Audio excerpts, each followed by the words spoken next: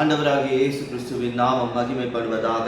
இந்த நாளிலும் கூட நாம் கர்த்தருடைய வார்த்தையாய் தியானிக்க போகிறதான தலைப்பு குடும்பம். இந்த குடும்பம் ஆசீர்வாதமாய் வாழ வேண்டுமா என்பது நம்முடைய கரத்தில் இருக்கிறது. நம்முடைய குடும்பம் ஆசீர்வாதமாய் வாழ நாம் என்ன செய்ய வேண்டும்? இந்த குடும்பமானது ஆண்டவராகிய இயேசுவினால் உண்டாக்கப்பட்டது. ஆண்டவர் மனிதன் தனிமையாக இருப்பது நல்லதல்ல என்று வாழ்க்கை துணையை கொடுத்து, சந்ததிகளை கொடுத்து ஆசீர்வதித்திருக்கிறார், ஆளுகையை கொடுத்திருக்கிறார். நாம் அந்த ஆளுகைக்குள் இருக்கிறோமா, அல்லது நம் குடும்பம் சாபத்திற்குள் இருக்கிறதா அல்லது உலகத்திற்குள் இருக்கிறதா என்பதை குறித்து நாம் தியானிக்க போகிறோம். சில குடும்பங்கள் பாதிக்கப்பட்டிருக்கிறது, சில குடும்பங்கள் நியாய தீர்ப்பு தண்டனையை பெற்றுக் கொண்டிருக்கிறது, சில குடும்பங்கள் கர்த்தரால் ஆசீர்வதிக்கப்பட்டிருக்கிறது. நம்முடைய குடும்பம் எந்த நிலையில் காணப்படுகிறது? நம்முடைய குடும்பம் எப்படி இருக்க வேண்டும்? நம்முடைய குடும்பம் ஆசீர்வாதமாய் வாழ வேண்டும் என்பதே ஆண்டவராகிய இயேசுவின் திட்டமாய் இருக்கிறது.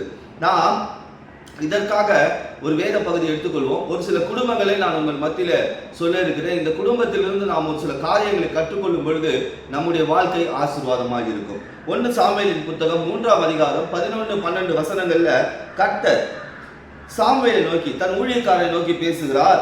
இதோ நான் இஸ்ரவேலில் ஒரு காரியத்தை செய்வேன், அதை கேட்கிற ஒவ்வொருவருடைய 2 காதுகளிலும் அது தொனித்துக் கொண்டிருக்கும். நான் ஏலியின் குடும்பத்திற்கு விரோதமாக சொன்ன யாவையும் அவன் மேல் அந்நாளிலே வரப்பெண்ணுவேன், அதை தொடங்கவும் அதை முடிக்கவும் போகிறேன்.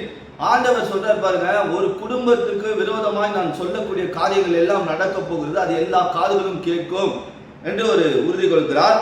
ஒரு நன்றாய் வாழ்ந்த ஒரு குடும்பம், ஆண்டவருக்காக பயந்த ஒரு குடும்பம். ஆனால் இந்த குடும்பத்தின் மேல் நியாய தீர்ப்பு வருகிறது. நியாய தீர்ப்பு இந்த குடும்பத்தின் மேல் வருகிறது.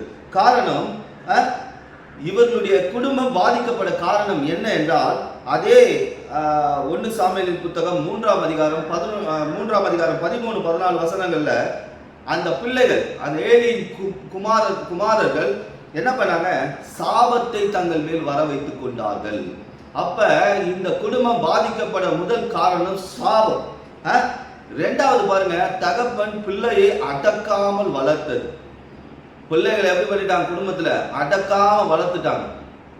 3வது, குடும்பத்தார் செய்த இந்த அக்கிரமத்தை இந்த குடும்பத்தில் இருக்கிற தலைவர் என்ன பண்ணல? கண்டுகொள்ளவில்லை.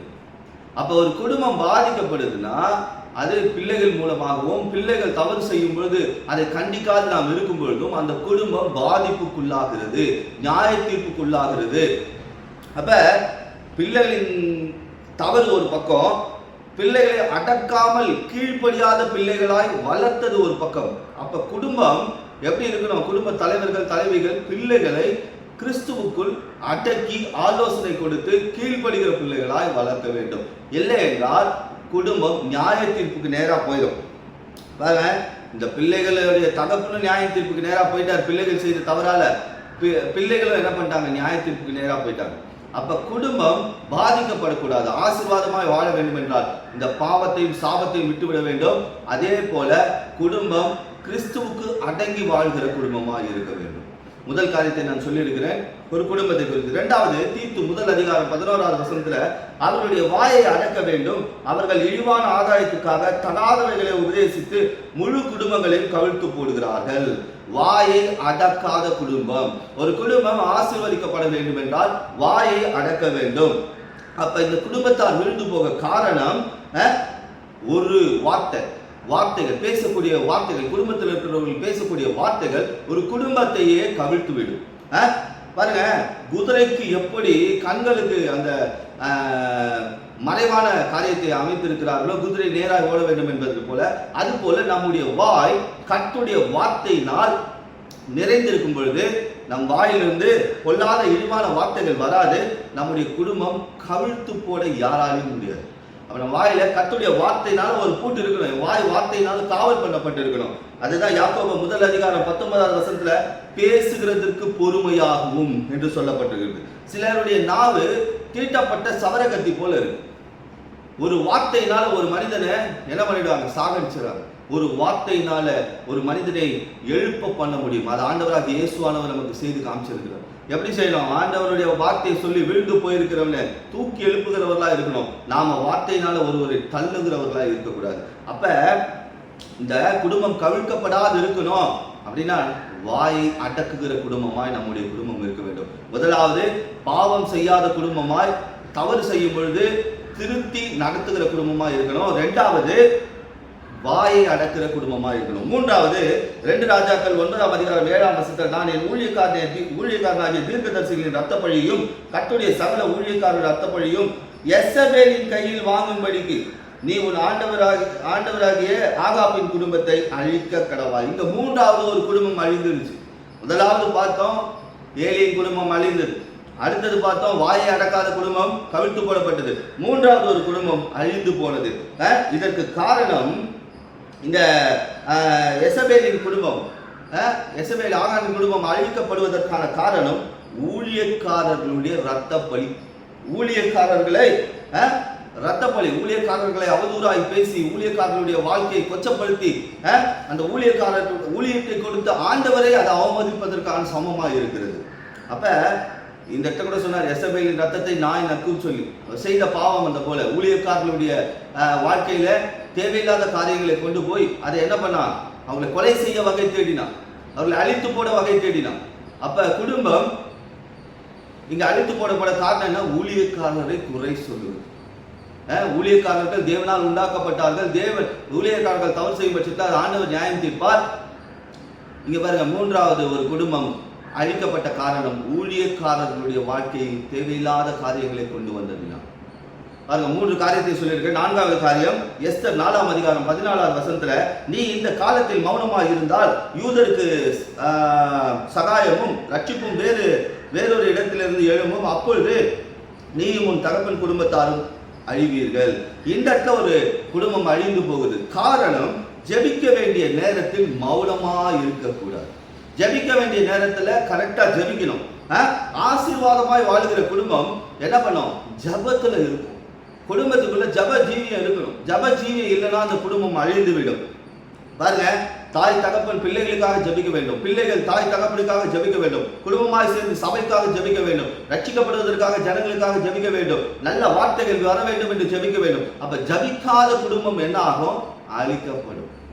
அப்ப 4 காரியங்களை சொல்லியிருக்கிறேன். முதலாவது, பாவம் செய்த குடும்பம், அந்த பாவத்தை கண்டுகொள்ளாது பிள்ளைகளை திருத்தாத குடும்பம் அழிக்கப்படும். இரண்டாவது, வார்த்தை, பொல்லாத வார்த்தைகளை பேசுகிற குடும்பம் கவிழ்க்கப்படும். மூன்றாவது, தீர்க்கதரிசிகள் ஊழியக்காரர்களுடைய வாழ்க்கையை அவதூறாய் நினைத்து அவர்களை கொலை செய்ய, அவர்களுடைய ஆவிக்குரிய வாழ்க்கையை கொலை செய்ய வகை தேடுவர்களுடைய குடும்பம் அழிக்கப்படும். 4வது, ஜெபிக்காத குடும்பம் அழிக்கப்படும். அடுத்தது யோசுவா 7ஆம் அதிகாரம் 24ஆம் வசனத்துல, அப்பொழுது யோசுவா இஸ்ரவேலருக்கு கூட கோராசின் புத்திரராகிய ஆகானையும் அந்த வெள்ளியையும் சால்வையும் பொன்னையும் அவர் குமாரத்திகளையும் அவன் மாடுகளையும் கழுதைகளையும் ஆடுகளையும் அவன் கூடாரத்தையும் அவனுக்குள் யாவையும் எடுத்து ஆகோர் பள்ளத்தாக்கை கொண்டு போனான். ஆகானின் குடும்பம் அழிக்கப்படுது. ஆகான், இந்த இடத்துல சொல்லப்பட்ட ஆகானுடைய குடும்பம் அழிக்கப்படுது. காரணம், தேவனுடைய வார்த்தையை மீறுதல். ஒரு குடும்பம் அழிக்கப்பட காரணம் கடவுளுடைய வார்த்தையை மீறி நடக்கும் பொழுது. கடவுள் ஒரு வார்த்தையை கொடுத்திருக்கிறார், அந்த வார்த்தையை மீறி நடக்கும்போது ஒரு குடும்பம் அழிக்கப்படுகிறது. ஏன்னா இவன் பாருங்க, உலக ஆசை, அங்க இருக்கிற பொல்லாத சால்வை தங்கங்கள் இதெல்லாம் எடுத்துக்கிட்டாங்க. உலக ஆசை ஒரு குடும்பத்தை அழித்துவிடும். கர்த்தர் நமக்கு செல்வத்தையும் ஐஸ்வர்யத்தையும் தருகிறார். ஆனால் ஐஸ்வர்யத்தையும் செல்வத்தையும் தருகிற இயேசுவின் மேல் நம்பிக்கை வைக்காமல் உலகப்பூர்வமாய் வரக்கூடிய காரியங்கள் மேல ஒரு நம்பிக்கை, அப்படிப்பட்ட குடும்பம் அழிக்கப்பட்டு போகும். இப்ப இன்ற நாள்ல 5 குடும்பங்களை குறித்து சொல்லியிருக்கிறேன். இப்ப நம்ம குடும்பம் பாதிக்கப்பட்டிருக்கா? நம்ம குடும்பம் நியாய தீர்ப்புக்கு நேராக போய்கொண்டிருக்கிறதா? நம் குடும்பம் கர்த்தரால் ஆசீர்வதிக்கப்பட்டு கொண்டிருக்கிறதா? இப்ப இந்த கேள்வியை நான் உங்க முன்னாடி வைக்கிறேன். உங்க குடும்பம் எப்படி இருக்கிறது? நீங்களே ஆராய்ந்து பாருங்கள். என் குடும்பம் கர்த்தருக்கு விரோதமாய் பாவம் செய்யாத குடும்பமாய் இருக்கிறது. என் குடும்பம் கர்த்தரால் நடத்தப்படுகிற குடும்பமா இருக்கிறது. என் குடும்பத்தை நான் கண்டித்து நடத்துகிறேன். என் குடும்பத்தின் பிள்ளைகள் எல்லாரும் வாயின் வார்த்தைகளை, கர்த்தருடைய வார்த்தைகளை பேசுகிறார்கள், வீணான அவதூறான வார்த்தைகளை பேசவில்லை. அதே போல் என் ஊழியக்காரனுக்கு நான் என்ன பண்றேன்? ஒத்தாசையா இருக்கிறேன். ஊழியக்காரனுடைய வாழ்க்கையை குறை சொல்லாத இருக்கிறேன்.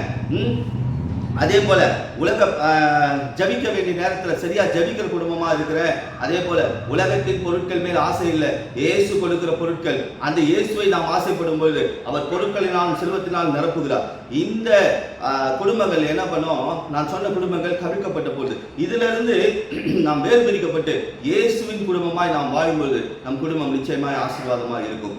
ஆண்டவர் நியாயத்தீர்ப்பிலிருந்து நம்முடைய குடும்பங்களை தப்புவிக்க வல்லவராக இருக்கிறார். இந்த நாளில் கூட குடும்பத்தை குறித்து 5 காரியங்களை சொல்லியிருக்கிறேன். குடும்பம் ஆசீர்வாதமாய் வாழ்வதும் சாபத்திற்குள்ளாகவும் நியாயத்திற்குள்ளாக போவதும் நம்முடைய கருத்தில் இருக்கிறது.